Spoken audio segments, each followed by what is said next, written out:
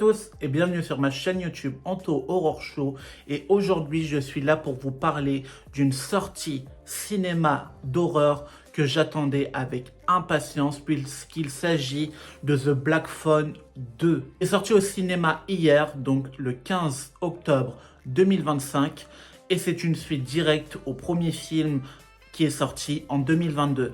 Réalisé par Scott Derrickson et la boîte Blumhouse, le film reprend tous les acteurs du film original pour cette suite qui est une suite, mais également un préquel, un séquel. Enfin, vraiment, c'est un beau mélange de pas mal de choses. Le casting principal, nous retrouvons donc Mason Thames qui joue donc le rôle de Finney Blake, accompagné de sa sœur fictive, donc de Madeleine McGraw, qui joue le rôle de Gwen, Jeremy Davis, qui joue le rôle de Terrence, donc le père de Finney et de Gwen, et nous retrouvons évidemment Ethan Hawke dans le rôle de l'attrapeur. Mais sinon, le nouveau casting est assez réduit puisqu'on retrouve Demian Bichir dans le rôle de Armando, Ariana Rivas dans le rôle de Mustang, Miguel Mora qui joue Robin Arellano dans le premier film est de retour dans cette suite, mais sous un nouveau personnage puisqu'il interprète son frère.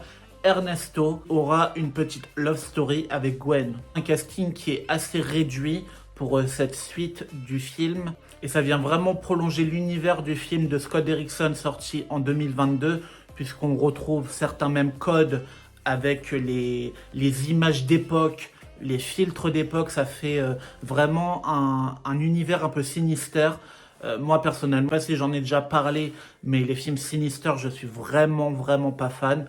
Je sais qu'ils sont très cotés dans la communauté des films d'horreur. Moi personnellement, c'est pas des films que j'ai accrochés. Je pense qu'il faudrait peut-être que je me les refasse en mode concentration à fond, et peut-être que je les apprécierais. Mais ouais, je suis vraiment pas fan de Sinister. Mais comme j'étais un fan de The Black Phone, d'ailleurs j'ai toutes les pop et je suis vraiment un grand fan, il doit être dans mon top 15 de mes films d'horreur préférés, j'avais énormément d'attentes pour ce film.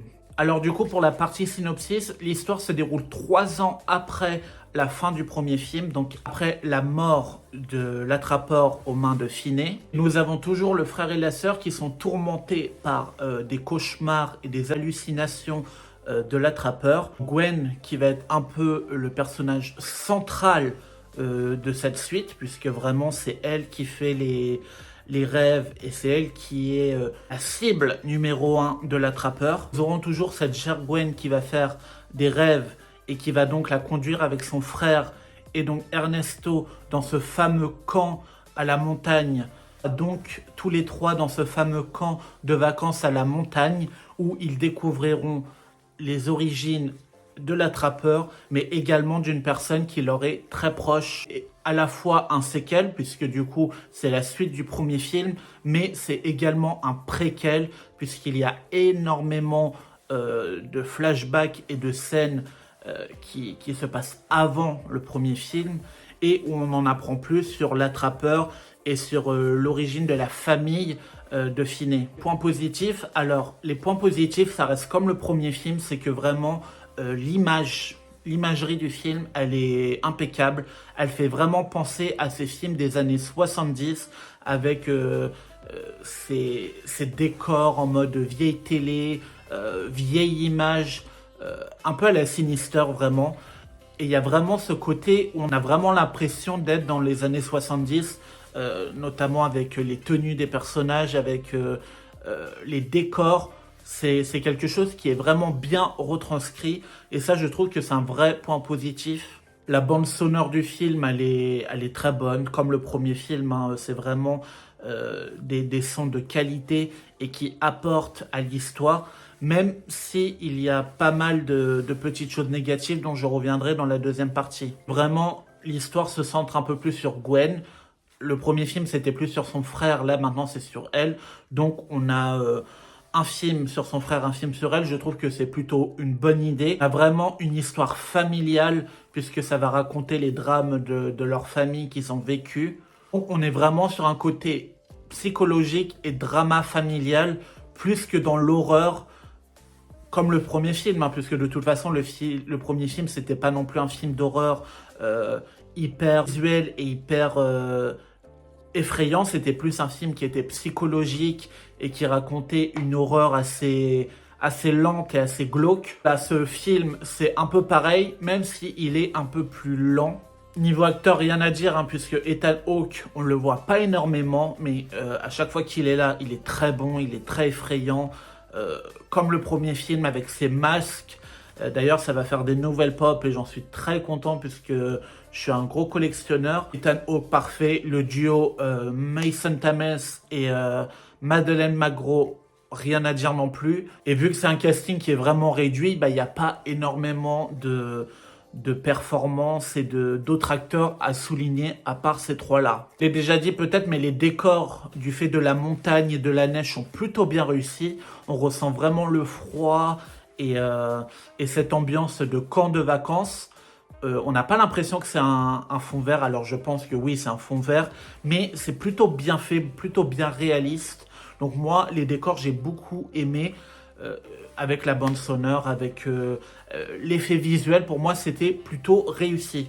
Je trouve que l'affiche du film, avec le masque de l'attrapeur sous la neige glacée et tout, je trouve assez stylé cette image, vraiment. Ensuite, pour parler brièvement des points négatifs, que le film est un peu long à démarrer. Moi, je sais que les 30 premières minutes avant qu'ils arrivent dans ce chalet à la montagne, moi, j'ai trouvé ça quand même un peu long et j'ai pas retrouvé vraiment la patte du premier film puisque certes, dans le premier film, Finney se fait pas enlever immédiatement, mais c'est quand même assez rapide. Ça doit être dans les 20-25 premières minutes.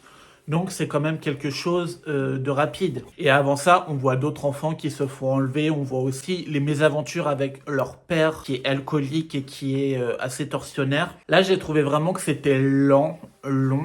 Donc j'ai un peu décroché cette première partie du film. C'est ça que j'ai trouvé ça dommage, c'est que le film était un peu long pour pas tellement grand chose, hein, puisque je vous avoue que moi j'étais un peu déçu quand même de ce film parce que peut-être que j'avais trop d'attentes et que j'aimais énormément le premier. Et du coup, j'avais trop d'attentes pour ce deuxième, même si je suis quand même compréhensif parce que je me dis que tu peux pas faire une suite comme le premier film, sachant qu'ils veulent faire une suite, c'était pas un préquel. Si ça aurait été un préquel, ils auraient pu faire avec d'autres enfants enlevés par l'attrapeur. Là, ils voulaient faire une suite avec l'attrapeur et les enfants du premier film. Donc, il fallait partir sur un délire de Freddy qui va se venger dans la nuit, dans les cauchemars et tout. C'est un parti pris. Moi, perso, je ne suis pas fan des films de Freddy, mais j'étais content de retrouver l'attrapeur avec ces deux jeunes-là. L'ambiance de ce film-là, elle est différente du premier, puisqu'il n'allait pas y avoir ce côté kidnappé dans cette fameuse pièce où le jeune devra à tout prix sortir de cette pièce et il sera aidé par les anciennes victimes. Là, c'est plus l'inverse, c'est les héros qui vont aider les anciennes victimes à se libérer de leur bourreau. Donc c'est assez spécial. Je suis assez mitigé sur ce film. Je ne sais pas si je l'ai trop aimé ou si j'ai pas aimé. Je sais en tout cas que j'étais un peu déçu quand même. Mais c'est peut-être de ma faute parce que j'avais trop d'attentes pour ce film. Et du coup, quand on a trop d'attentes pour un film, et on finit forcément déçu si il n'est pas à la hauteur de nos attentes. Je trouve que le film est beaucoup sur une partie côté drame familial et côté émouvant, plutôt que sur une partie horrifique et partie angoissante et glauque, comme il y avait pu y avoir dans le premier film. Là, je trouve que c'est vraiment assez sur un drame familial et pour moi, il n'y a aucun moment dans le film où j'ai eu peur, sans dire que pour autant le premier film c'était quelque chose de méga flippant. Bien évidemment, le premier n'était pas méga flippant, mais j'ai reçu plus de tension et plus de côté assez effrayant dans le premier que dans ce deuxième. En tout cas, pour l'histoire, le film est beau puisqu'il raconte une histoire, le traumatisme de ces deux jeunes, et on va apprendre pour des membres de leur famille qui sont également passés par là. Donc, pour cette histoire, c'est réussi. Après, le côté horrifique et le côté tension, je ne l'ai pas vraiment ressenti. Et peut-être qu'il manquait un peu de body horror. J'aurais peut-être aimé des victimes, parce que là, on voit, même si dans le premier film, on voit pas énormément de gens mourir, bah là, j'ai l'impression que c'est beaucoup moins.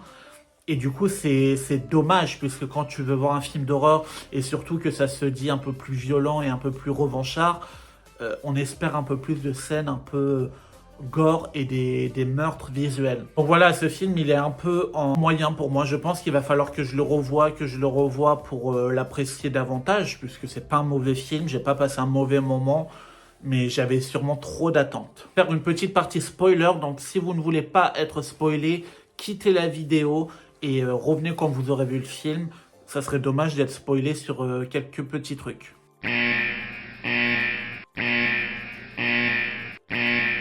Du coup, on apprend que la mère de Finney et de Gwen, elle a travaillé dans ce camp de vacances à la montagne, en même temps que l'attrapeur, tous les deux dans ce camp de vacances. On sait dès le premier film que la mère de Gwen et de Finney avait ses visions et c'est elle qui l'a transmis à sa fille. Donc elle, c'était pareil, elle avait des visions et elle va découvrir ce que fait l'attrapeur chez lui des années plus tard avec ses fameuses visions. Elle va voir un enfant dans la cave et du coup l'attrapeur va s'en rendre compte et va se débarrasser d'elle. Donc on apprend dans le premier film et dans ce film-là que elle s'était suicidée.